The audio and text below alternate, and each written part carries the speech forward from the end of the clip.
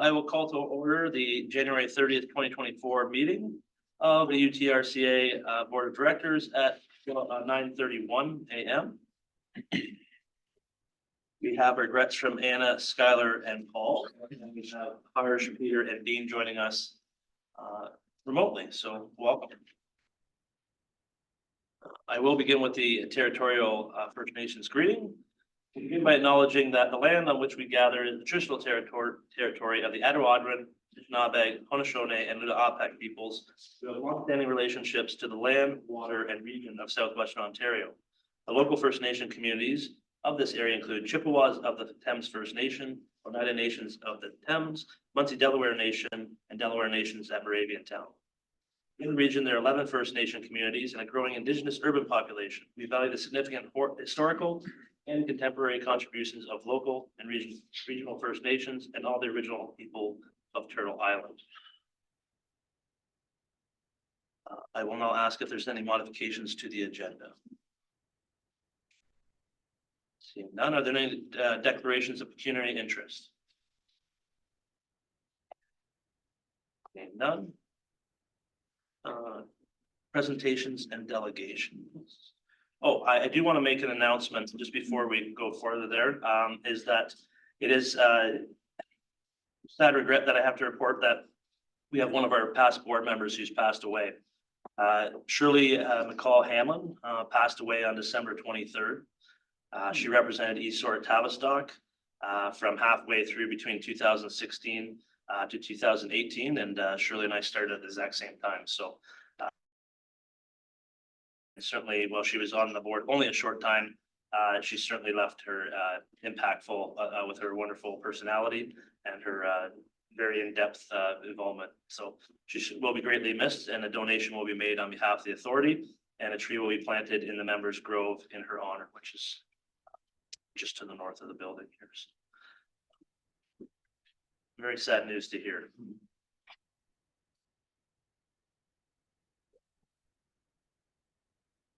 As part of the report, there's no actual presentation of delegations. We'll move on to the administrative business of 5.1, approval of the minutes of the previous meeting, November 20, 2023. Is there a mover to receive those minutes? Moved by Mark, second by Scotty. Discussion on that? Seeing none, all those in favor? Opposed, that is carried. Business arising from the minutes, correspondence. We do have a couple of items there for correspondence, and I will turn it over to Tracy for comment on those correspondence we did receive. Yes, certainly. Thank you to the chair. We did receive the minister's direction to extend our freeze on fees, and those fees specifically related to planning and development applications, and that was expected. We noted that when we reviewed our fee schedule in November, that changes had not been made to our planning and regulatory fees, anticipating that this extension would be coming. So that's been provided in the package today. And also confirmation of our request to extend our transition period was received. The transition period was to end, move into our new process in January. Instead, that's been extended till March 31st. So with that, we have to have all of our transition requirements, our agreements posted on our website and fully executed 30 days after that transition period. So 30 days after March 31st. So with those agreements right now, we have resolutions from all but one council to sign the cost of working agreement. Unfortunately, the one council has indicated the resolution was to not approve, and that was Perth South, not to enter into the agreement. Right now, though, just to give you an idea, it represents, with those who have signed on, 98.6% of the apportioned values and costs associated with the agreements in place. And again, that's based on the CVA amounts that we distribute throughout the watershed. So with that, I think we're in pretty good shape, but Brian and I will be attending as a Perth South to kind of give them a little bit more information, because it was thought that maybe they didn't have all the current information in front of them at the time of the decision making. And we added that certainly, the authority can absorb the amount, that was required through Purse South, which is just over $7,000. We certainly want to make it known, the benefits that their members in their municipality receive, both historically and going forward, and making sure that they're comfortable with that decision, that information. So that'll be February 6th. Are there any questions into the correspondence? Seeing none, can I have a mover and a second to accept the correspondence? Peter and Hart, go online. Any discussion on that? Seeing none, all those in favor? Opposed, that is carried. Then we'll move on to reports for consideration, number 6.1, Embro Environmental Assessment, and I'll turn that over to Tracy for introduction, please. Thank you, Chair. I'll just introduce Sarjeet, who I'll ask, oh, there you are. He went at the back of the room. Sarjeet to introduce the consultants that are here today to present the preferred alternative seen through the EA process. And note that council at Zora had seen the same presentation just over a week ago, I guess, or about a week ago. And if Sarjeet could present those who are here today. Thank you. Thanks, Tracy. So as Tracy was saying, the council at the township of Zora endorsed the study on January 16th. So we will have a nearly identical presentation provided by Matrix Solutions right now. From Matrix, we have the presenter, Scott Robertson, who is a senior water resources engineer. And also we have Marietta Pushkar, who has been the project lead and is a principal fluvial geomorphologist from Matrix Solutions.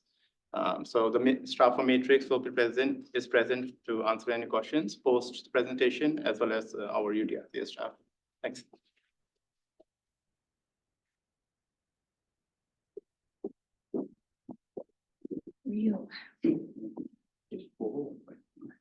Okay.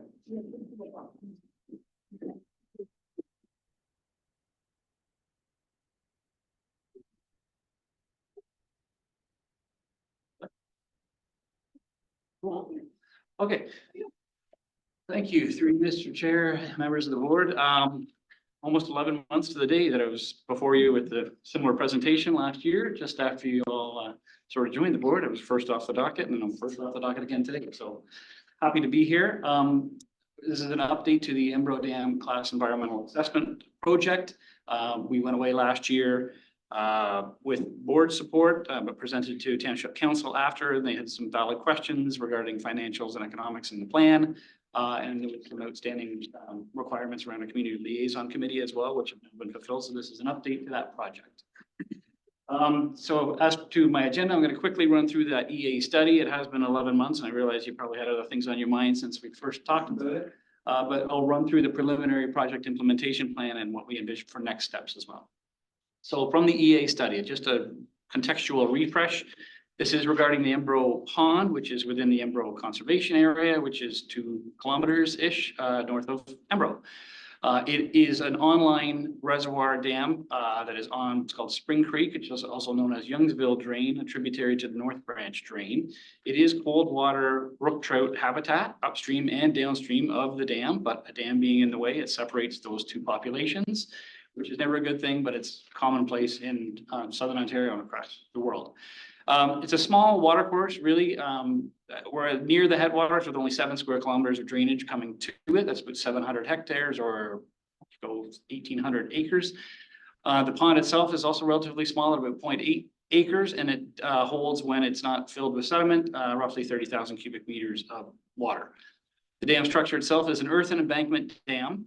Common for the era. It was constructed in 1959, so it's now 65 years old. It's about 100 meters long, 4.5 meters high at its peak. And the primary outlet is through a concrete riser structure in which is a series of stop logs, so the levels can be controlled by removal of the stop logs. They're not often controlled by more than about 1 stop log on a year, but there is, I think, 10 or so in the control structure, so the water can be drained completely from the pond using that control structure. So there we go. So a little bit of the project history and the problem statement, why we're doing what we're doing. It started in 2007, 2008 with the dam safety and stability assessment studies. These are required studies of any responsible dam owner. I put responsible in there because a lot of private dam owners don't do it. Kudos to UTRCA and spending the money and continuing to do it. It's an obligation. Followed up in 2015 with what's called a dam hazard classification, which looks at the potential for impact if the dam were to fail in any way. So the dam stability and safety assessments came back and said it doesn't have enough conveyance capacity to pass what's called the design storm. And there's also some structural and geotechnical concerns around the structure as well. So the dam hazard classification completed in 15 said it was a low hazard dam because there's just not a lot downstream that can be affected, but it is still a hazard dam and it doesn't meet provincial or federal code. So once you get into needing to rectify this situation, you have to go through an MNRF, Lakes and Rivers Improvement Act application, which starts off because of public agency, the Conservation Ontario Class EA process for flood and erosion control projects. That started in 15 as well. There was a draft report completed in 17. Per comments received at that time, the CA went back and under cultural heritage assessment, something that wasn't done within the original study. We had a global pandemic in there as well. So the EA process recommenced in fall of 22 with the EA completed last year. And again, I was here to present a summary at that point in winter of 23. Subsequent to that, we've held a community liaison committee meetings, developed the implementation plan. And as was Sarji just said, it was presented to Township Council on 17 and they endorsed it with some requirements to come back a year or two from now with additional plans and funding. So the problem statement really is that we've got these concerns regarding structural integrity and conveyance capacity, and we need to do something about it. So the EA process looks at a number of different alternatives. 4 presented here. One is a mandatory alternative required within any EA, and it's to do nothing. There are some benefits to it in that there's really no capital costs associated with it, but the obvious negative is that it doesn't address the problem statement. You still have a risk and liability out there.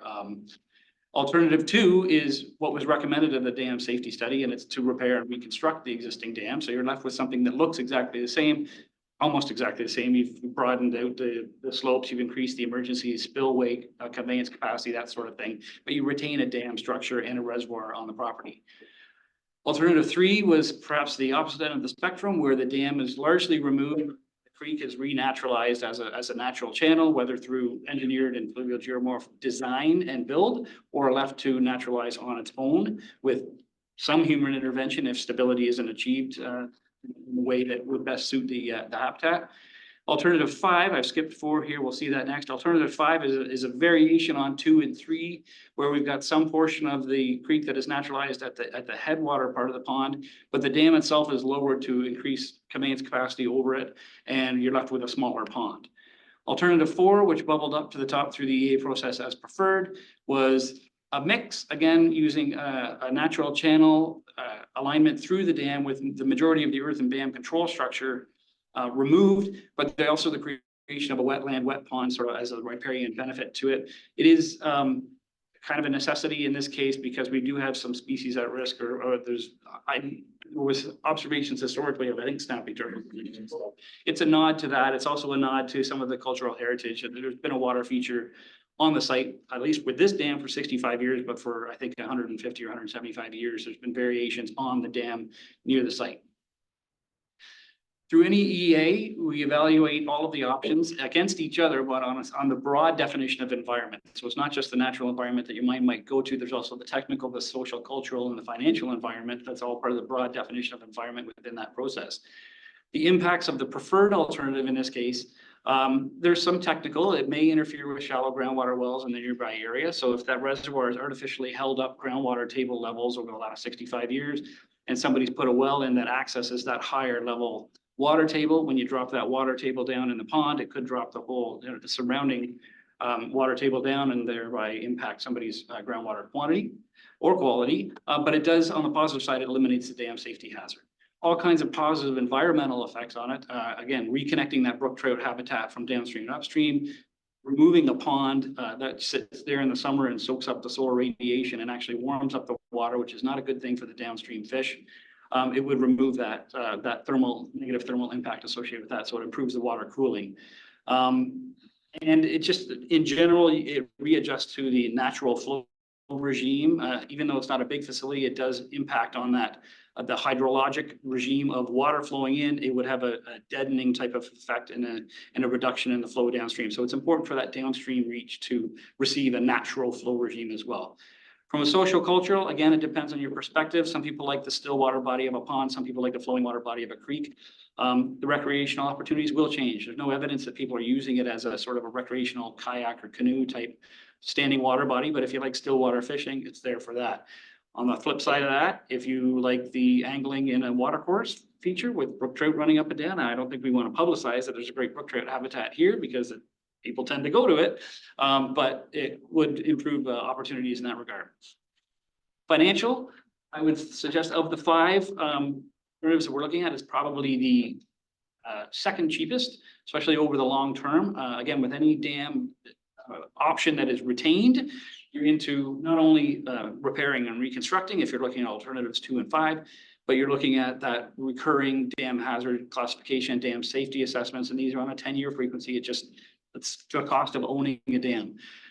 It's slightly more expensive than alternative 3, which would have just the natural channel allowed because you do have to construct the wetland or wet pond. It will probably require some excavation. The estimation there would be about a $30,000 difference between alternatives 3 and 4. But again, it is a nod to those environmental concerns or sensitivities and the sort of the social cultural side as well. So there's the broad picture of the Class EA process, and the green arrow is really meant to just identify where we are. We've kind of done everything that would be part of the sort of reporting, investigation, analysis part of the process. We're presenting to the board and to council with your endorsement today. We're basically with a little bit of updates to the report. We're ready to file with the ministry. It goes in for a 30-day review period. And if it makes it through that without sort of excess public commentary or other comments from agencies, then it is an approved EA, it goes to the shelf, and that then allows staff to start to look into the next areas of planning and funding grant applications and that sort of thing. Often you want to have that sort of guarantee in hand that you've got a buildable project before funding grant agencies or NGOs will start to look at it. The approval of an EA does not necessarily mean that you have to implement it. It's just an EA report that sits on the shelf. It does have a shelf life or a maturity. If nothing has been started within 5 years, I think there's the need to at least reopen things and relook at, is the environment still the way we broadly defined it before? Is public sentiment still the same way we saw before? Is the preferred alternative still the same? So there would be some steps to go through if it doesn't get implemented, but there's really no negative other than maybe somebody looking at it and saying, well, you said you were going to do this and we haven't. So in terms of the implementation plan, and the big cap letters here, preliminary, because it is still, I don't want to imply that it's a work in progress, but there's things that can't be determined until we actually get into it. So we're proposing to adopt what's called an adaptive management approach. You kind of deal with what you get when you get to it. There are a number of steps that we're going to go through here. So the technical assessments, ongoing consultation, got to go through the detailed design and permits and approvals, and then to implement, how do you physically do the work? So we'll step through these really quickly. On the technical studies, we've got a watershed hydrology review. So we want to look a little more carefully at that upstream hydrology to understand when we're designing channel capacities or the opening of the dam width or the height upon which the flows would overtop and get into that wetland, wet pond, the frequency that would happen. You want to understand the hydrology of what's coming into it. Archaeology, that's not a big study. Archaeology, as we say, limited stage 2, that's really going to be affected by the proposed construction methodology and where you want to store equipment and materials, for example, or if any area is going to be disturbed that were identified within the stage 1 archaeology as having potential sensitivities. We need to get in and do a little more investigative report there. Hydrogeology, we talked about the adjacent wells. So you want to start to monitor those before we do anything. So we've got baseline conditions so that we know if there's an impact. Sediment characterization, that's a big one in brackets. If offsite transport is required, it's really a nod to the regulatory environment around moving sediment across proper soils, across property boundaries has really become a lot more restrictive in the last 10 years or so with the provincial agencies, MOE. So if we need to dredge any material from the wetland, wet pond area, if we need to, the material we need to pull out of that earthen berm, you want to try to maintain that on site if you can, as long as we don't have to move it across property boundaries. It makes life a lot simpler in terms of the need for sampling and testing and finding an off-site receiver and all of the permits and approvals that we need to go with that. We maintain it on site. No foul. Environmental, ongoing monitoring and management and measurement there. What I'd love to hit on with the technical study is outside of the archaeology, effectively all of that can be done with in-house staff. You've got talented engineering and natural environment staff that can handle all of this stuff, permitting approvals, arrangements, that sort of thing. So it's a relatively cheap step, even though there's work to be done here. It's not a lot of external consultation is necessary. In terms of consultation continued, again, continuing with the Indigenous community, reaching out, making sure we've got some agreement. The Community Liaison Committee, I think the membership on that CLC is listed in your board report, so I won't go through that again. Staff did reach out to Oneida First Nation through the CLC. Not a lot of positive response there, but no negative response either. Is that fair? And then, of course, through the permitting and approvals, the regulatory agencies, as you see, you've got all the ministries and DFO, that sort of thing. Of course, your own permits. So those design elements that will need to be considered through detailed design, we got to figure out what that channel section will look like. Sort of that width, the shape, the profile is the slope in the riffle pool sequence as it winds down through the reservoir area.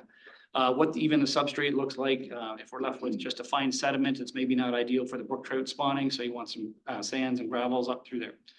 What the wetland looks like and where it is, the dam and embankment removal, how wide that needs to be and what it looks like after the fact. Erosion sediment control, this is a big bullet point because after 65 years of accumulating sediment within the reservoir, I'm not sure if it's ever been dredged, but there's material that's been contributed and settled out in that pond from the upstream agricultural watershed. Totally natural phenomenon, but when it hits that stable standing water body, the sediment drops out. So we want to make sure that this is implemented in a way that doesn't mobilize a lot of that sediment and then flush down through the brook trout habitat downstream. The trails and educational signage, I mean, we just foresee that with the availability of more firm land in and around where the reservoir pond is now, there could be a trail system built up with signage and outlining what was done and what was here before, sort of as a nod again to that cultural heritage. There is an Emerald Pond Conservation Group or Emerald Pond, I'm not sure what the name of it is, something like that. They may need to drop the pond from it, but they're an active member of the community that helps maintain, and I think they might have a vested interest in seeing and helping guide what this looks like in the future. So in terms of implementation, we're looking at a multi-year strategy. Year one, again, is a lot of that background work, but also bullet 3 is the key. It's a staged removal of the stop logs within the outlet structure. So this is just what it means is a really slow drawdown of the pond. And the idea here is to let that sediment that we mentioned has accumulated over the years stabilize itself. They're often filled with seed banks and nutrients from that upstream agricultural watershed. And when you dry them out, expose them to the air and the sun, they often will pop with a lot of native wetland type vegetation. Might need to keep an eye on it in case invasives like Phragmites start to pop up and manage that. But that slow removal and then that accumulation of the vegetation with the root mass helps stabilize the sediment, and that stops it from moving downstream. So it would be an entire year of basically draining this down and allowing it to sort of stabilize before we try to get in and do some construction in the coming years. We've got it spread over 2 years here as a means of sort of ameliorating the cost hit, but there's nothing saying it couldn't be done in the 1 year. In fact, if you've got a contractor on site who is removing the dam, they can be creating the wetland wet pond feature as well and doing everything at the same time if it were to work. But year 2 at this point would be to open up that dam embankment, connect the outstream or the downstream channel, and continue monitoring. Monitoring is a bullet point under all 3, and that would just be for the foreseeable future. Would be monitoring to make sure that this works, the way we think it will, and to get in there and deal with any negative impacts that are observed. So we've got an estimated price tag over the 3 years there at about $140,000. And the comparison note in bold at the bottom is that anything to do with actually retaining a dam is probably closer in the order of $200,000, and that's over the next 4 or 5 years. That's not that in perpetuity cost of repeating dam safety assessments and dam hazard classifications, that sort of thing, or any ongoing operations and maintenance that would be required. With an implementation of a 3 or 4, or in this case, once it's stabilized, it shouldn't require any more maintenance or operation, really. It'd be generally monitoring, but there's no more dam type commitments. It would cease to exist as a dam, so all that safety classifications, that sort of thing goes away. We talked about this being an adaptive management approach, so it's really watch and react. We ensure that any disturbed areas do actually stabilize as we expect them to, or get in there and do some seeding and planting. Again, watch those neighboring water wells, watch the new water course and make sure it's stable and actually supporting the brook trout migration up and downstream. Watch for phragmites, and then just, plan for longer term as we need it. Again, it should become easier over time. A lot of construction, we say in engineering, is the strongest the day after it's built, bridges and roads, that sort of thing. It only gets weaker over time. These types of systems are actually weakest on the day they're built, and they strengthen naturally over time. So it should get easier. In terms of possible funding sources, this was created because that was one of the primary questions the township discussions was, what's in it, how much does this represent to the municipal contribution? And what we really wanted to point out is that there's oodles of other opportunities.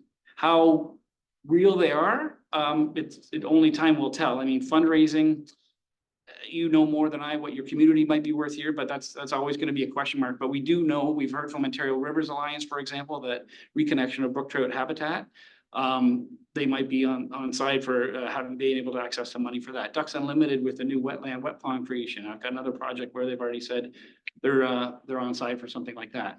WECI is the one you're probably most familiar with it. It's an MNRF program, the Water and Erosion Controlled Infrastructure. It's 50-cent dollars from the province to CAs.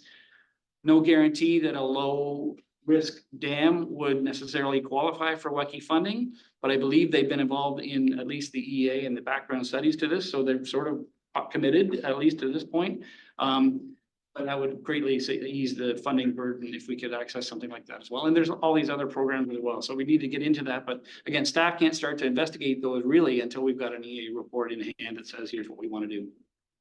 And a more well-defined project implementation plan, which takes me to the last slide, and the next steps is to update that plan, finish and file the EA, do those additional studies that we talked, get into detailed design, chase funding, and then get into construction and monitoring. So that's the plan moving forward. With that, pause, take any questions and answers, and I've got the taskers, Sarjeet Singh and Marietta here to help me out with things I don't know. Well, excellent. Thank you very much for a great presentation.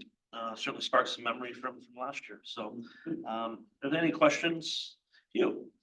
Yes, the settlement, is that considered something different than if you were, say, building a house and you had excess dirt that you were moving off-site? Because I thought that excess dirt would be covered by a municipal bylaw. So is settlement covered by a provincial law?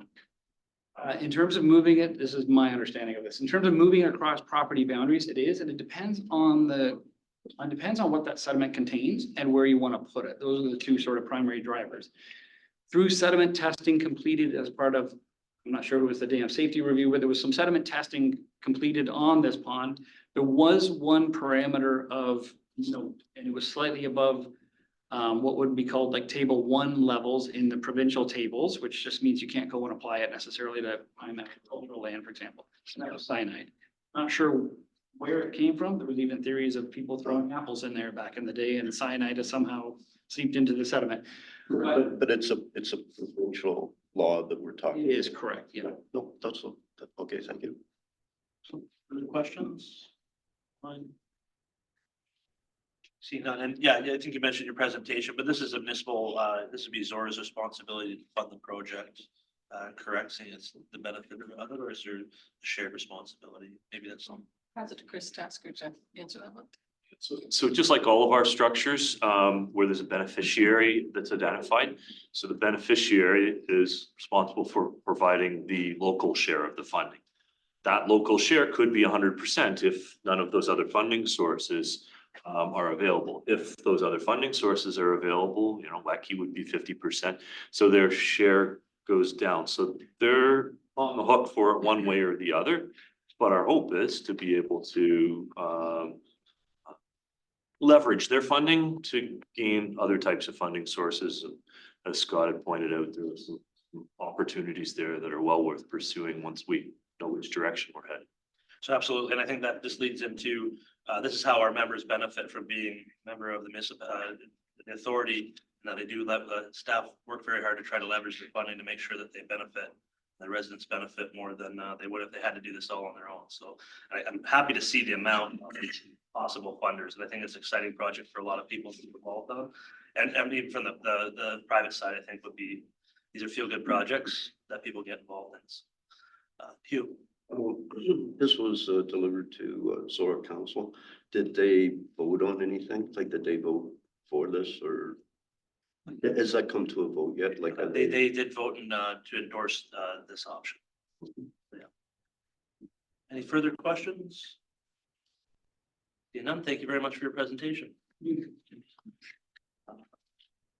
Be happy to move the staff recommendation. Thank you very much. Sandy's moving the recommendation. Scotty's seconding it. Any further discussion on this? Just to say I'm happy to see it move forward and I look forward to seeing it happen. I don't think it'll be back in 5 years. I think there'll be a lot of excitement. All those in favor? Opposed? That is carried. Now we'll move on to 6.2, the asset management policy, and I'll turn that over for Tracy for introduction. Thank you through the chair. I'd just like to start off by recognizing that this asset management policy and asset management for the authority has been a long time coming.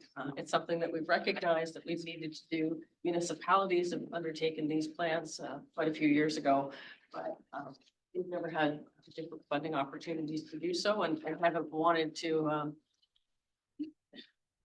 knowing that it was going to be an additional cost, not wanting to pass those costs on to our partners. But at this stage, we really recognize the need for having a more comprehensive asset management plan instead of managing our assets. I think that's the way we've always thought about things. But learning this and gaining this knowledge has certainly been through a number of staff completing asset management certification program, which was a tremendous amount of work. You know, Brent for sure, Mike Knox and Phil Sim completed the certification, while Christine Saracino attended many of the courses and provided the enormous amount of support to undertake this and ultimately develop the policy that we see today. Just also wanted to clarify that, yes, we are required to do some asset management planning as part of our regulatory responsibilities with the changes to the mandatory programs and services regulation. Those groups of assets are very much about our water and erosion control infrastructure. So that will be our priority through 2024 as we continue to build on our broader asset management planning. I just wanted to give a little bit more background, and certainly Brent and Christine are both here to answer any of the detailed questions that you have. Sandy, please. Thank you, Mr. Chair, through you to staff, is my recollection correct that this was required of municipalities a number of years ago? And am I correct in my memory that there was funding from the province to help kick it off for municipalities? Yes, that's correct. So now it's mandated for conservation authorities, but not funded by the province. That is correct. Thank you. Further questions? Seeing none, is there a mover and a seconder to get the motion on the floor to approve the asset management policy? Tom and George? Discussion? Well, I'll just say that you won't find a bigger fan of asset management than myself, so I'm very excited about this. I think we all know, being from municipal, that asset management is a very valuable tool, and it's something certainly it would be nice to have some funding as for the mandated portion of the project for the control structures, but that seems to be a trend of regulations without any sort of funding. So, but I am excited. I'm also excited to see the level of training that staff have gone through. You can tell that you're taking this very seriously, and it's going to be a successful program. Yeah, it doesn't take very far to look that you can see that asset management, when properly initiated, really does give you a true picture of what you need to do going forward. It helps plan for the future. Now it can lead to rising costs as you do get that true picture, but I think that's important. We don't want to, we want to make sure that we have a true picture of what's going to happen in the future and what kind of funds we need to put away to be successful. And that'll help us partner with our member organizations and try to equal out our contributions. So certainly has my support. Any other discussion? Oh. Well, just feeding off your comments, Mr. Chair, are there any newly identified costs that haven't been previously been accounted for because of this planning exercise?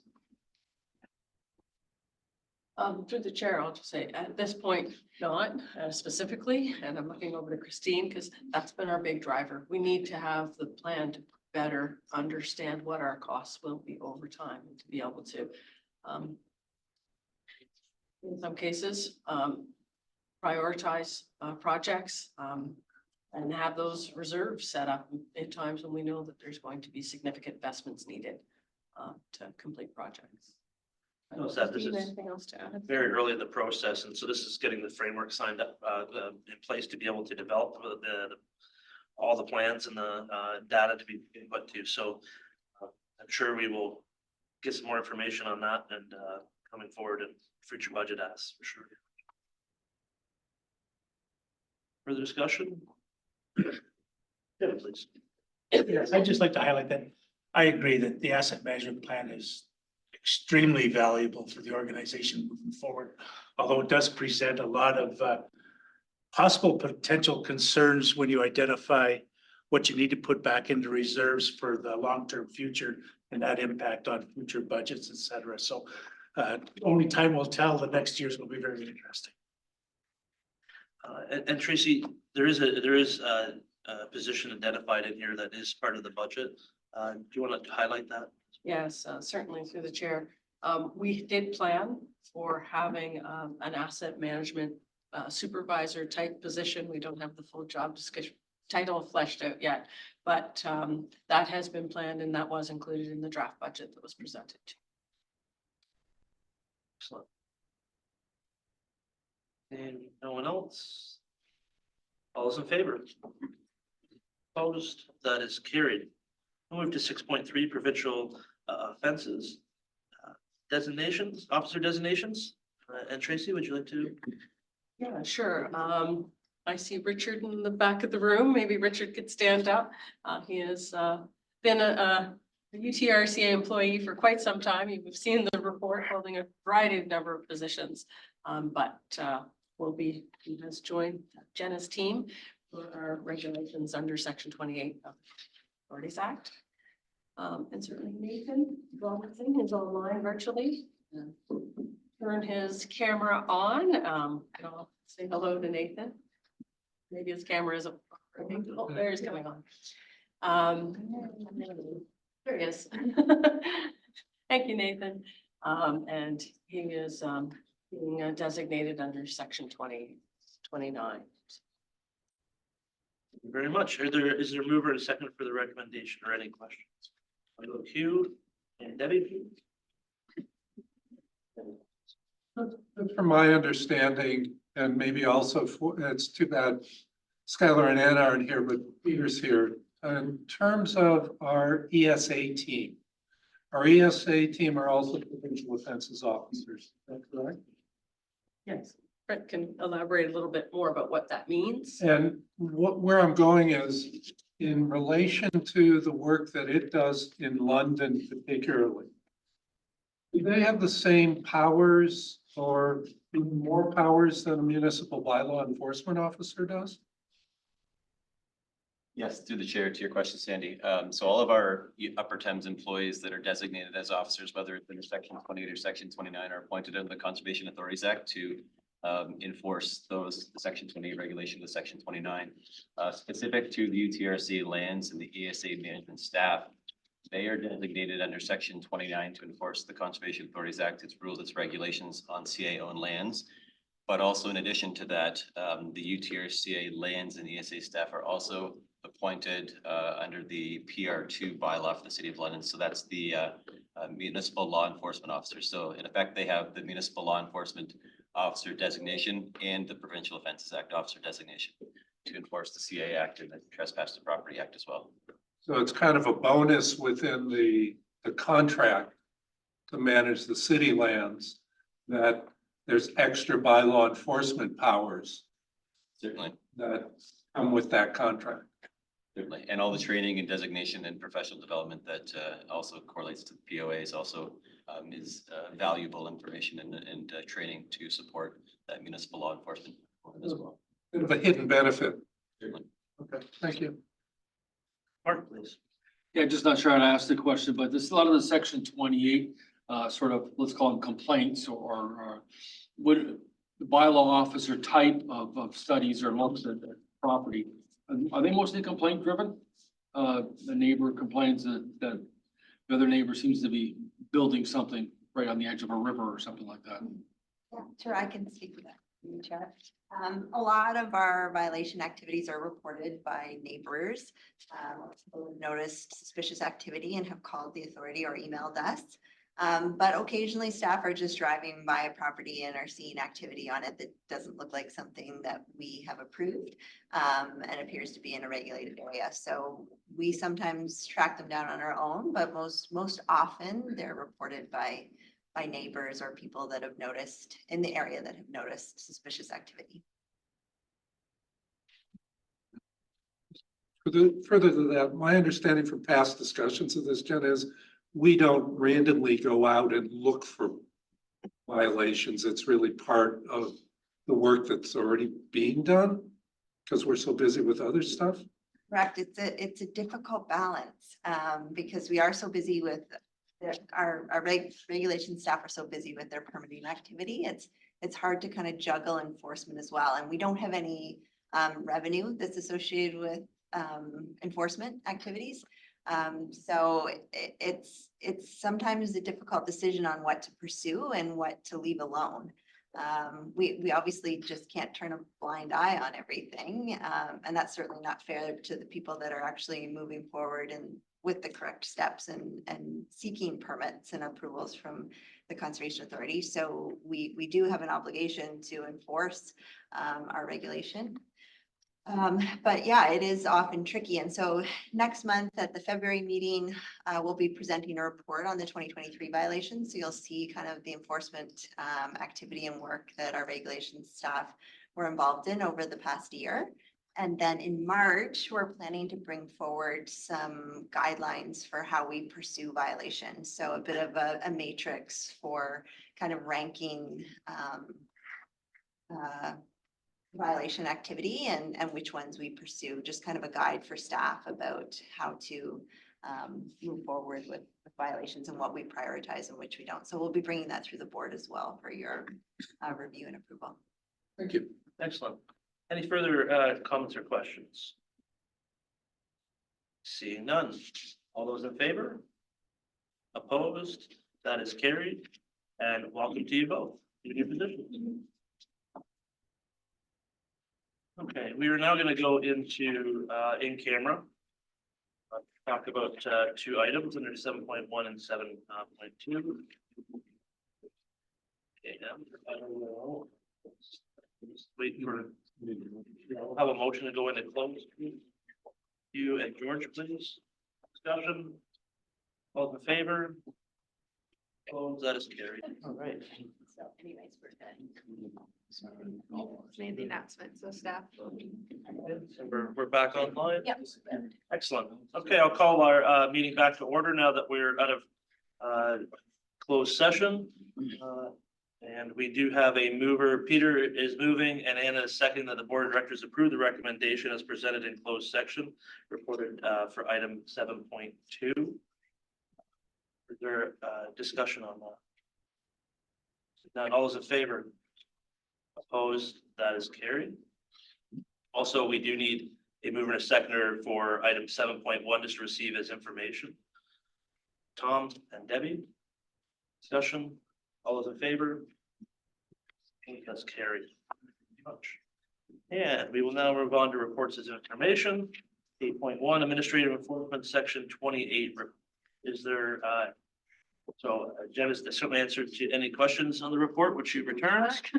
We will just wait a second there. We're moving too quickly. And then, of course, we will see at our next meeting the annual report for all of 2023. And it'll also be expanded to include additional activity on violations that's been requested by the board and municipal class environmental assessments. So, yeah, looking forward to that one. I know there's been a lot of interest for section 28 information, and so that annual report contains quite of that. Actually, I will ask, is there any questions on the section 28 report? you're not seeing any. So I will ask for a mover and a seconder to receive this information. We'll go with Dean and Peter. Discussion. All in favor? Opposed, that is carried. And we'll go on to 8.2, which is the product status update. Lots going on there for sure. And I believe Tracy, you'd like to. I was just gonna add, Chair, through you, that this report really provides the updates on projects. We have regularly occurring reports that we have the board review. For example, the section 28 annual summary, some of our WECI report, really not included in this list. It's really focused on some of the big projects and either legislation requires us to complete, or the projects that staff are initiating, or through requests from yourself for us to report back on. So it's kind of a tracking product for everyone to know where we're at and when to expect some updates back here. Seconder for that. Scotty, Debbie, please, the seconder, and all discussion. All in favor? Opposed, that is approved. To 8.3, draft budget and municipal feedback. Tracy, anything you'd like to highlight there? Sure, through you, Chair. A number of municipalities have been able to give presentations. There, some of the highlights of feedback received are contained in the report and provided. There are a few other presentations scheduled. And also, since the time that we presented the draft budget to the board in November, we've had some meetings with municipal staff, and even this afternoon I have another meeting, especially in those areas where we have a lot of capital projects proposed, and those municipalities are special benefiting. So thanks to Chris Tasker and his team for getting out there and having some of those discussions to know which projects are going to be started or initiated in 2024. Often capital projects are reliant on WECI, so there's that bridge between the fiscal year end and our year end. And so timelines of what projects are proposed, and not even for the next 2 years, but looking beyond for the next 5 years. Certainly, I think that municipalities are understanding. They seem to have experienced very similar situations to ourselves, and have highlighted that there is an understanding that another form of provincial downloading, and recognize that changing our categorization of programs has been a huge undertaking as well. I think overall, there's been many comments that were received that expressed appreciation for the programs and services that the Upper Thames provides and the work that we do. So in that way, it was nice to hear too. Yeah, and just add that, of course, we will be considering the final budget at our AGM next month. So, and it's been also, I'll call it fun to go with Tracy to be able to go to some budget presentations at different municipalities. We seem to be a draw for crowds, both at Thames Center and at Woodstock. So if we're coming to you next, watch out, get some extra chairs. Just a story in context, there was other items on the agenda that we'll take the credit, but it's always nice to have a crowd there and a warm welcome. And certainly, yeah, I echo Tracy's comments, the feedback I've received as well is just, I think that especially when you have a council with multiple members on conservation authorities, everybody seems to understand they're hearing the same message. So it is certainly a challenging year, and certainly they certainly would rather a smaller increase, but they certainly understand the challenges that we're facing. Yeah, so certainly on some ongoing conversations to be had. And if you're hearing stuff, make sure you share that with Tracy to make sure that that fee gets back, and that can be taken into consideration as well. The comment, I think having these category 1, category 2, category 3, maybe it was a lot of work on Upper Thames to be able to create these and understand the changes to the CA information. But I think municipality wise, I think it makes things more black and white for them. For example, in Woodstock, obviously we got the Piddock Conservation Area, and I wouldn't want anyone that lives in the city of Woodstock to think that somehow they were compensating the campers across Piddock Lake, when obviously they weren't, but it really differentiates the 1, 2, 3 categories, I think. Absolutely. Scotty? I was curious if Oxford County, like if they invite you to participate in a conversation or dialogue or? Oxford County as a whole has not, but the different municipalities have. I think it's important that way. Oxford County Council was very, they certainly was able to provide some information to them, certainly, but they were open and it seems to be very supportive there. But it's important for our member municipalities to make sure that they know what's going on as well. Online. Tom? Comment through you, Chair. It's for Dolphin, for Senator, when you have those different categories, like I see there's a lot more willingness to engage on additional programming in both 2 and 3. So knowing what the options are, then a little bit easier to engage. Yeah, I think it's a really good, it's a really good news story to most municipalities and the conservation authority, especially with category 3 funding. We're only paying 12% of the bill. We thank London as the biggest shareholder. They do contribute. But you know, everybody benefits from this and be able to get that extra funding and the grant funding. So, and these are the programs that really our residents see as the benefits of UTRCA as the programs contained under category 3. So it does create some challenges though from certainly a funding model to be able to incorporate those in a different funding stream. You don't get the crossover to be able to offset category 1 costs and grants that way. So that was a message. You know, the freeze on fees was also taken very interestingly because, you know, we're always trying to, municipalities are always trying to offset as much cost on user fees as much as possible because the people benefiting are the people using it. So it was certainly, you know, interesting to hear the feedback on that. And, you know, that's something that we certainly need our partners at municipality to share the word as well with the province that whether it be, you know, we're not receiving more work without any compensation. And of course, or the ability to offset that from our ratepayers, and we have to put it on property taxes. And at the end of the day, the levy goes out to all our property taxpayers. So I didn't feel a lot of pushback or anxiety. No, I just went to the ones against UTRCA personally. It was frustration, obviously, and I share the frustration with the amount of work that has to be done and the time frame that has to be done and where that money has to come from. So I think there's an opportunity to work collaboratively together. I'm sure Conservation Ontario will also hear that collectively throughout the organization that we need and we can maybe partner with AMO or something like that as they push on the messaging as well. Yeah, and it was a more dynamic conversation than what, you know, I received 4 years ago, where it's like, this is how much, and you know, it's a good deal, just go for it. So I think the added transparency to your chair and to Tracy is a huge testament. Yep. Yeah, I think in all fairness, I've got to put out what I've heard at the 3 municipalities that I represent, whether it be St. Mary's, Perth South, and South Huron.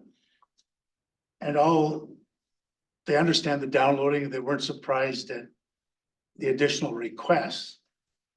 But I think the bottom line was saying that they just couldn't all of a sudden do what we are thinking of doing as far as the budget goes, because they have other responsibilities. And so they didn't think that it was taken high enough. And then when I was at South Huron, they were actually telling me that their other conservation area, the Sauble Bayfield, their increase for next fiscal year is 2.7%. And, you know, so the definite question is 2.7 to in excess. So it becomes difficult in that way. So, you know, everybody understands, but there is a lot of anxiety. Yeah, certainly I've had those conversations as well of if members are part of multiple conservation authorities. My answers to that one has been I'll call them predominantly rural, Sauble Bayfield. They don't have that structure, the flood control structures in the same programming. I think it hurts the situation because we're all called conservation authorities, but we're apples and oranges and lemons and bananas. We would have a tough time comparing to Toronto.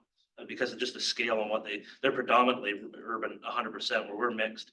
Having London within the field, and certainly that was expressed to Mayor Morgan when I talked to him, and the challenge that we face with growth, that adds to piece of the puzzle and adds complexity to it. And certainly our flood control structures that others don't have also add to that. So having those, but these are what these things are always great to have those conversations, have that come forward so we can have that dialogue to make people understand, okay, it is different, or and make sure, you know, or there's an opportunity to go, okay, what, maybe we haven't thought about that. And really get that information out there, because there's a lot of people that have different experiences for sure. Even within the city of London, Kettle Creek is a much different responsibility than UTRCA has for development, just because of where the development's happening. So it's ever changing, and hopefully we can. I'm happy to hear that people are engaging and providing that feedback, which is important. What else? All right, we'll just keep the feedback coming in, and we'll be able to make a decision next month. Can I have a mover and a seconder to receive the information? George and Debbie. Discussion? All in favor? Opposed? That's carried. And we'll move on to Watershed Conservation Performance Report and Building Update 8.4.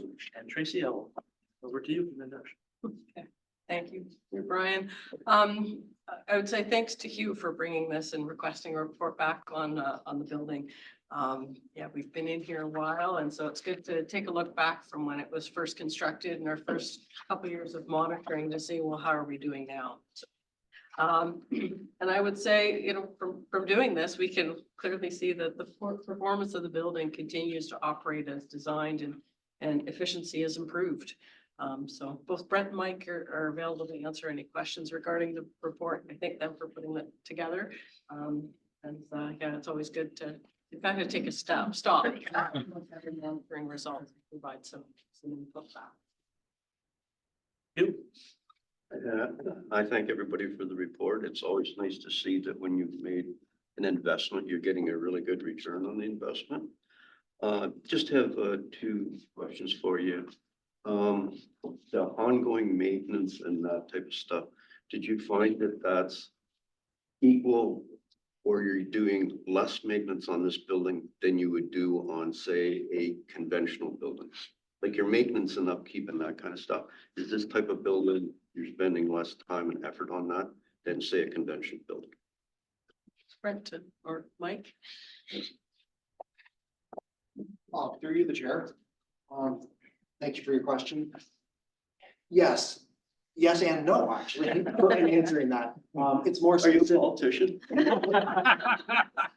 more sure, in the maintenance tasks that we actually perform.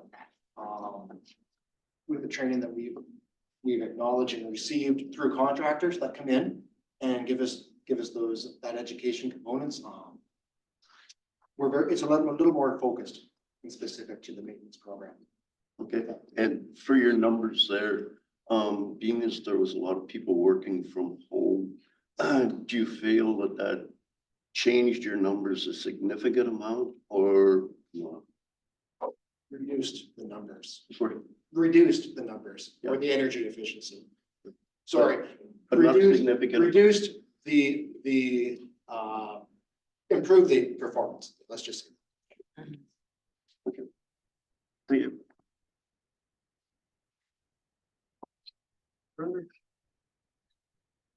I'll just say that I think that I'll be sharing this report quite broadly, because I know we're looking at building new infrastructure, and I think it's a good case study. Yeah, there's you really have to do a total life cycle cost of a building to get the benefits out of it. It may seem cheaper on the front to not do this type of build or not consider these type of things, but if you do a total life cycle cost, you get a truer picture of what those needs are and the requirements of it. The other thing I can say is I've never been in a building. You would think this building was built yesterday. The air quality, there's no cobwebs, there's no dust. It's got to be a great thing for for staff to work in. And it really looks, it's held up quite well. So you can tell the quality of construction of the systems and never have to run the heating system because it's, the backup heating system is amazing. So there's so much great things here that are passive and just reduce the amount of maintenance on that portion of it. That I think it's something that, we should all be ambassadors of it and make sure other people are aware of that because it can be challenging. I cannot imagine the debates that went on this table when it was decided to build this building and to go to this level. Back then it was not a cheap building. Now it would be an absolute bargain for the price that was paid, and that's still receiving. It's still paying back on that investment. So it's a lesson to be learned for sure because the proof is there now. Being an early adopter allowed that information to now be shared. Oops. No, is there a mover and a seconder to receive that? Hugh and Jim, discussion. All those in favor? Opposed, that is carried. And 8.5, we have the Thames River Current, which is a brand new look, but the same great stories. And Anna, I saw your hand up there. Let's wait for if their staff want to maybe do an explanation or give a little bit of history around the name change. I'm looking to Emily or Teresa if you want to talk about the name change and how it's been thought about for a little while, or Eleanor, she's in the back. Emily. She's I just thought that it was time it has a new look, a new format, growing subscribers all the time. And so we felt like a new name was warranted. So what we did was we actually put it out to staff for ideas and suggestions for the name. And I was surprised by how impressed I was by the suggestions. And so we thought that Thames River Current, it kind of has the double entendre, like current the water, but it's also what's currently happening. And I think it's a good representation. It'll take a bit to change from FYI to Thames River Current when we're chatting, but yeah, it's exciting. Thank you. Anna. Yeah, I just wanted to say I love the name Thames River Current. It's so easy to say and it's got many meanings to it. I think it's great information as well to pass on. Thanks, Sandy, for passing it on to other councillors here in the City of London. But just sharing the information and the work that Upper Thames does is it's a great read. So thanks for this, and I love the name. Would you like to move the recommendation? Yes. See the report. And a seconder for that. Dottie, any further discussion? Sandy. Just on the communication that we do, I heard Eleanor on the radio talking about with flood and water levels. So good work again by staff getting the messages out to the public about water safety this time of year. Currents can be strong. All right, and all in favor? Opposed? That is carried. And we will now go to reports from the committee. And we do not have any finance and audit, but hearing committee meeting updates from January 25th, 2024. Committee did meet just shortly to wrap up our work for the year before we made sure that we closed a item that was not needed anymore, that was deferred and then is going to be taken a different route. It's not in a hearing, and then we received the minutes, so everything's wrapped up that way. But it was a very quick 2-minute meeting, literally 2 minutes. Anything else to add there? Nope. Receive that. Okay, I will, we're now moved down to the election portion. And I will request a motion to nominate Grant Inglis for his once-a-year star role as acting chair for the purpose of conducting the 2024 board elections. For that, I see Anna, I see Mark, a seconder. Discussion. All those in favor? Opposed? That is carried. Chair. Well, where would you like me there? The chair spot. Wherever. That's for auctions. The camera.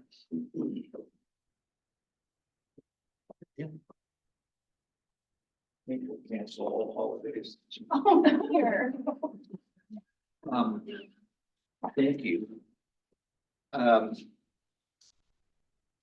am going to read the instructions I've been given, which are the same as last year. And for chair and vice chair, they're identical, other than the words.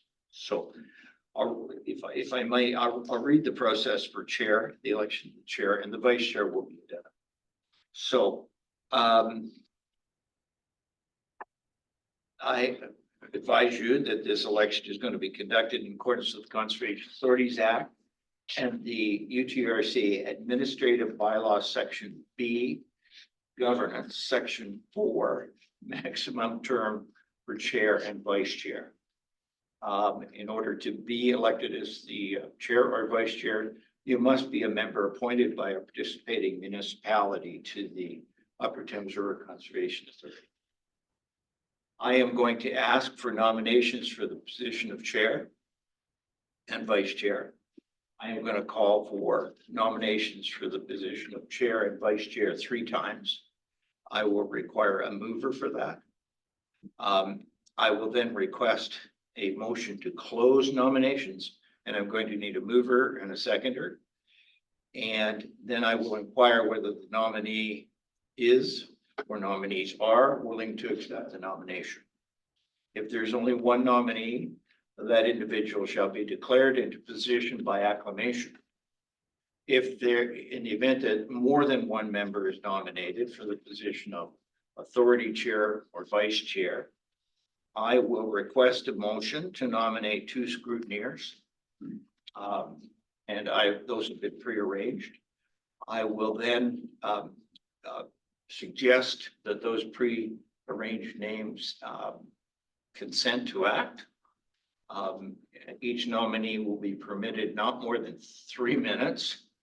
I don't have a watch, to speak to their office in order of the alphabetical listing of their names. Upon acceptance by the nominees to stand for election, ballots shall be distributed to the members, which is going to be difficult.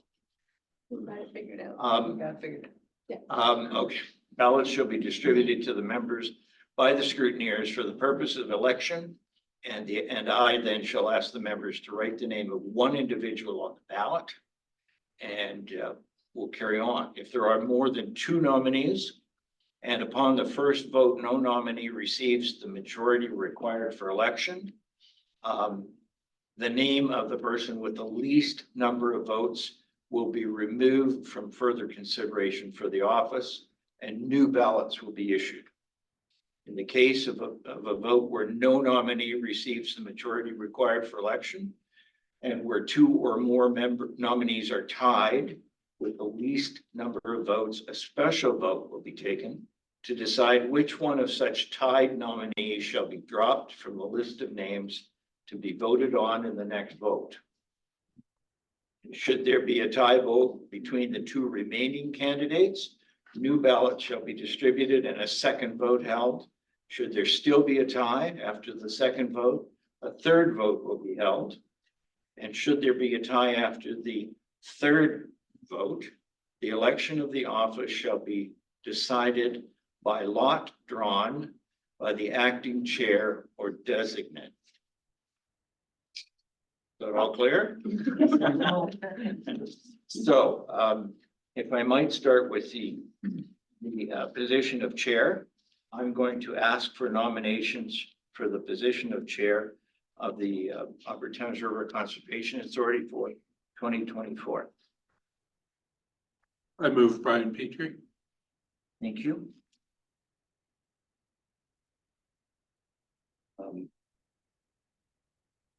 Are there any other nominations for the position of chair for 2024? Going once. Are there any other nominations for the position of chair of the authority for 2024? And the third time, are there any other nominations for the position of chair of the authority? Seeing none, can I have a mover for that? Thank you, Sandy. Can I also have, I'm gonna, sorry. Secondary. Oh, okay, not yet. Next, I'm gonna request a motion to close nominations. I need a mover and a second. Thank you. Seconder, thank you. And do you want to speak to your nomination or? You wanna know what, this last year's gone so fast and, yeah, I'd be honored to be able to do it one more year. Well, congratulations. You're I don't regret that. claim to the position. Now, I'll do the same thing for vice chair. So I'm going to ask for nominations to the position of vice chair. Yes, sir. I nominate Dean Turkowski. Okay. Are there any other nominations for the position of vice chair of the authority for 2024? No, I think That's once. Two, are there any other nominations for the position of vice chair of the authority for 2024?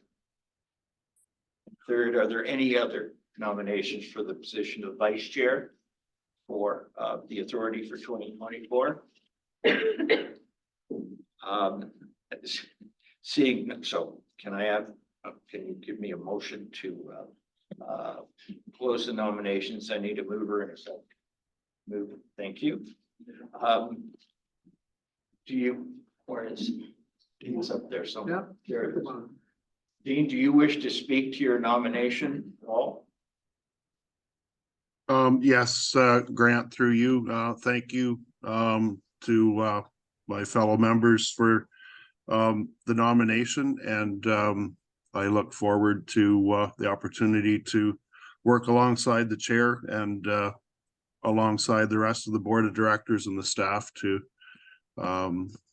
deal with our challenges, but deal with our opportunities and put the best foot forward for 2024 for the Conservation Authority and our member municipalities.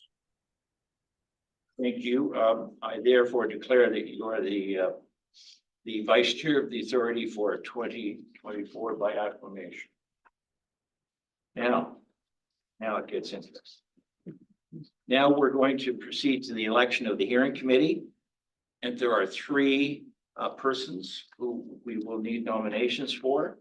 The committee is composed of the chair and vice chair, and used to say past authority chair, but we don't have one. So we need three nominations, and the hearing, the procedure will be very similar. So I'll ask for nominations. I need three for the positions on the hearing committee. Yes. I'm sorry. Oh, that's okay. I will nominate Paul Mitchell.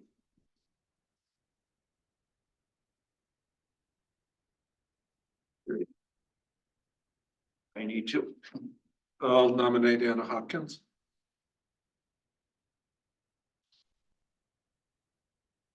And I need one more. I nominate, Mark, Shadburn. That's Sandy. Sorry? Mark Shadburn. Okay.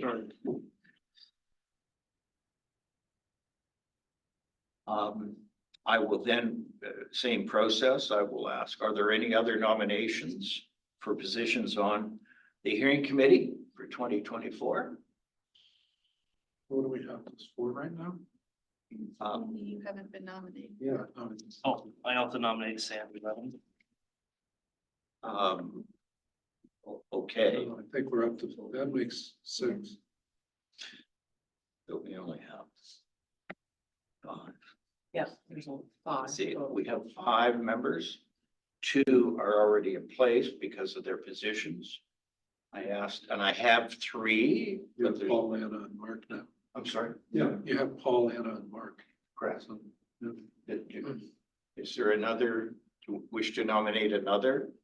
Is there possibility to call a 5-minute recess for discussions? Call what? Take a break for 5 minutes for recess. Discussions. Sure. Sure.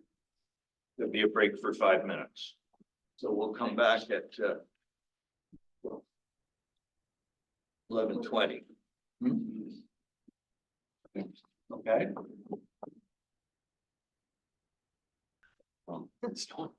Is everybody back? Yeah. I'll commence the election for our hearing committee. I was on the third, I was about to call for the third nominations for the position on the hearing committee. So far, just to recap, I have Paul, Anna, and Mark. So I'll reopen nominations and I will then ask for the third time. Are there any other nominations for the position of on our hearing committee? Yes, I nominate Sandy Levin. Okay. That gives me 4. Now I'll ask a request to close those nominations. Thank you. Thank you. And then I'll inquire whether the nominees are willing to accept their nomination. I have 4. So I've got, Paul's not here. But I can speak to Paul. Paul sent me an email expressing interest in having his name put forward and willing to stand on the committee. Okay. The second one I have is Anna. I will remove my name. You want to withdraw your name? Yes. Okay. Mark? Do you want to? Yeah, I'll let my name stand. Okay. And Sandy? Yes. Okay. So maybe I'll just ask a second time. I have my 3 positions filled. Are there any other nominations for the position on our hearing committee? Once, twice. Are there any other nominations for position on the hearing committee? And third time, are there any other nominations for position on the hearing committee? I've already asked you whether you want to speak to your nomination. So I have my 3, and we need not hold an election. And congratulations on the 3 members, added members of the hearing committee. The chair, the vice chair, Paul, Mark, and Sandy. All right. So now we're going to go to the Finance and Audit Committee. And I have between 2 and 4. So I'll open nominations for the positions on the Finance and Audit Committee. I can take 2 up to 4, or any other situation. I will again nominate Paul Mitchell. Paul, okay. Nominate Sandy Levin.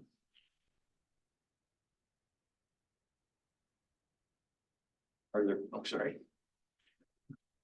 I nominate myself. Can you do that? No, No, okay, sorry. I'll try. Sandy, I'll nominate Harsh. I'm sorry. Harsh. Oh, okay. Yep, there he is behind the sign. All right, I've got 1 position left. I'll make Tom Heeman. Thank you. Are there any other nominations for positions on the Finance and Audit Committee for 2024? Sorry. I'll nominate Dean, because Dean, I thought you expressed an interest already. Finance Audit Committee does not include the vice chair. Right, that's right. It's not automatic. It's not. Yeah, yes, I did indicate an interest. That's correct, Sandy. Yeah. Thank you for the nomination. So I have 5 nominations for 4 positions. I'm going to call the second time. Are there any other nominations to the Finance and Audit Committee for 2024? And I'll call a third time. Are there any other nominations for those for a position on our Finance and Audit Committee? Seeing none, we are going to have an election. So I've asked Teresa Hollingsworth to speak to the nomination. Sorry, Speak again. sorry. We agree. Right. Do you wish to speak to your nominations? I've got Paul who can't. But I can confirm that he was willing to sit on the Finance and Audit Committee and expressed an interest. Next, I have Sandy. Do you wish to speak to your nomination? Next, I have, can't read my writing. Oh, Haj. I have Haj. Do you wish to speak to your nomination, sir? Sure. Through you, first, I wanted last year was my first year sitting on the UTRCA, and what I've learned and what I've seen, and just with my background that from the finance pieces of, in the, just from the private sector and, sitting as deputy mayor within Stratford, learning all those pieces, I think, there's many areas that I could benefit and help as well. Thank you. I then have Tom. Yeah, I'd just like to continue on, the committee, find it interesting work, and I think just for the continuity of the operations, having been on it last year, I'd like the opportunity to continue. Thank you. And then I have Dean. Yes, through you, Grant, I wish to let my name stand to serve on the committee in that capacity. Thank you. I guess now we need, we're going to get our ballots together. And we'll circulate them certainly to people here. Not quite sure, but the wizards will probably figure out how to circulate them to the people here on Zoom or Teams. The heated finance committee. That's good.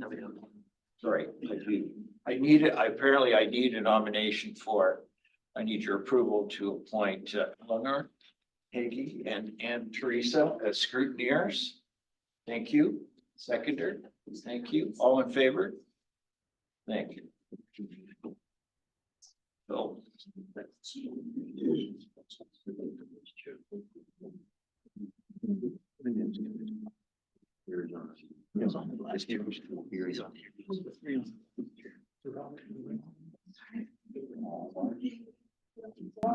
Could you get to what?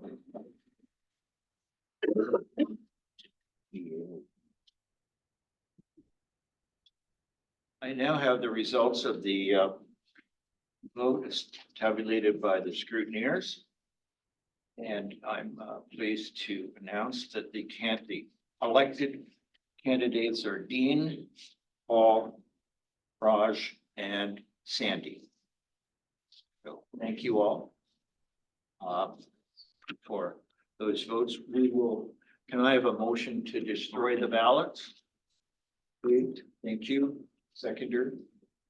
All in favor? Great. So I don't know where they went, but oh, there's Teresa.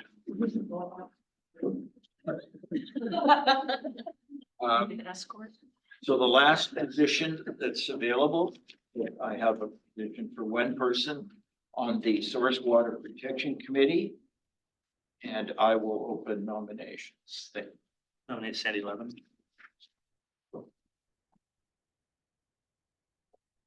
Are there any other nominations? There's only one position on this committee left. That's a question. No. Just as a clarification, that's the committee that's got more than one. Sydenham is part of it too. What's the overall setup for that committee? Jenna, do you want to speak to that? Sure. Our source protection committee is made up of, it's a joint program. So we are the lead source protection authority, but it's a joint program with two other source protection authorities, which are the Lower Thames Valley Conservation Authority and the St. Clair Region Conservation Authority. St. Clair Region. Yes, so there's representation on the source protection committee from all three watersheds, the Lower Thames, St. Clair, and the Upper Thames.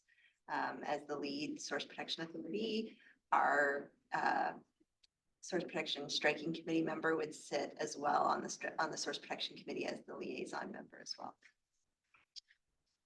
Are there any other nominations for the position on our Source Water Protection Committee?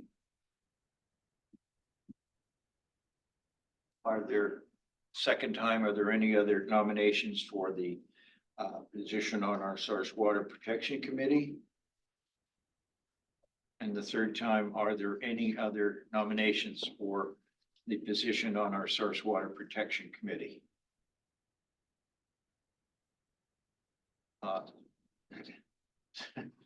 Do you wish to speak to your nomination, sir? I'm happy to continue to serve in that role. Thank you. I'll make a motion to close now. Thank you. Seconder? Thank you. I declare you acclaimed, sir. Thank you very much. I'm done.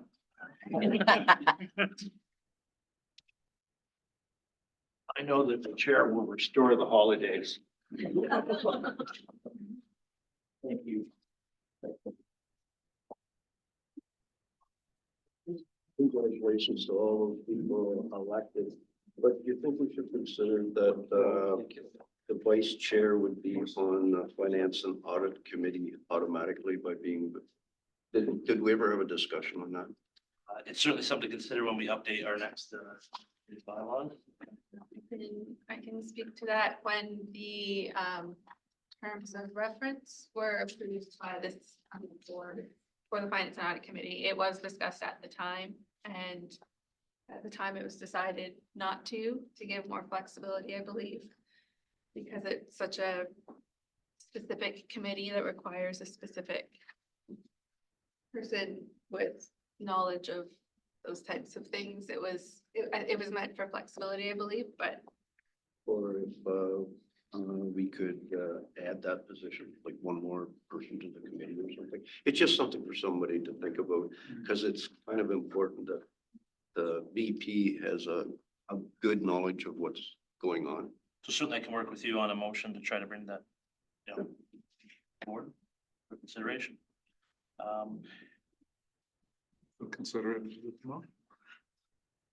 There's no motion yet, so we'll put that through. We have some time. We have some time before our next election, so we have some time to make sure that that's done properly. So, no, I want to thank Grant. It's not an easy role.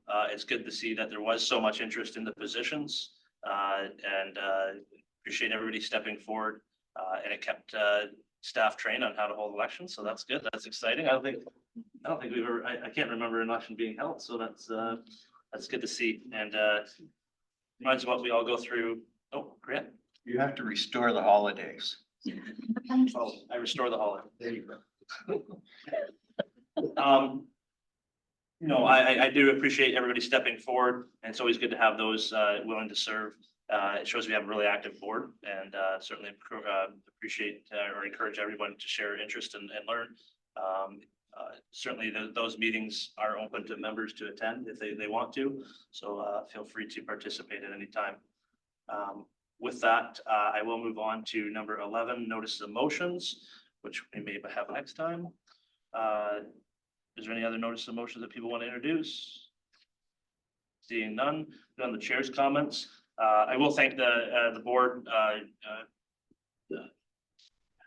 for allowing me to serve as another chair. I'll keep my comments short because I will make I'll have a larger comment during our annual general meeting. But I thank everybody for that. Certainly, this is a challenging time for the board. We are going through next month is our AGM, and we'll have to deal with the budget and go through. We're seeing some challenges in our member municipalities with wanting our ability to participate. So we'll have to try to address those as well. But I think we've had a very productive year for a new board. And so I'm looking forward to the annual general meeting where we could have some celebrations along with that and recognize some different accomplishments in and outside the watershed. So it's a good time to celebrate a year of hard work. So with that, I'll pass that over. Is there any member comments? Anna. Yeah, thank you for recognizing me, Mr. Chair. I just want to just make a comment. I know as we are challenged in municipalities to build, and that also creates challenges with the conservation authorities throughout and trying to get everything done and on time. There's many pressures. And I hear many concerns in the development community about how can we be doing it faster. But when I hear comments from a developer that they appreciate the work that Upper Thames is doing and the cooperation, I just cannot go without mentioning that. It's something that I'd like to pass on to everyone. It's important to Jenna and her team. I think that's where a lot of the challenges lie with trying to get the permits done on time. But I do, when I hear comments about the cooperation of Upper Thames and the work that they're doing, it's positive, and I just want to pass that on and share it with everyone. So thank you. Thank you very much. That's always great to hear. Tracy, would you like to move on to your comments? Sure, I'm making sure that members' comments were finished there, but thank you, Anna. Yeah, staff always appreciate getting feedback from members, especially when it's positive. But certainly when there's other challenges, we'd like to hear from you as well. Because I think that open dialogue and conversation, it's an education oftentimes to a better understanding, and I think those conversations can go a long way. Certainly. Reach out through me. And just a little bit of an update on the annual general meeting that was mentioned. We'd like to have everyone in person. Great day, lunch provided, but also we recognize some of the contributions in our watershed through our conservation awards. I know I always go away from that meeting feeling great about the work we do and our partnerships that we've created along the way. We also recognize staff for their years of service, and that's always a great fun. There'll be a few things on the agenda, and we'll be opening it up after our quote unquote regular business for staff to join in the meeting for those awards. Lunch to follow. Seeing everyone there. Excellent. And I will make sure that the members, any other comments from the members? Oh, perfect. So with that, I will call for adjournment. By you. Thank you.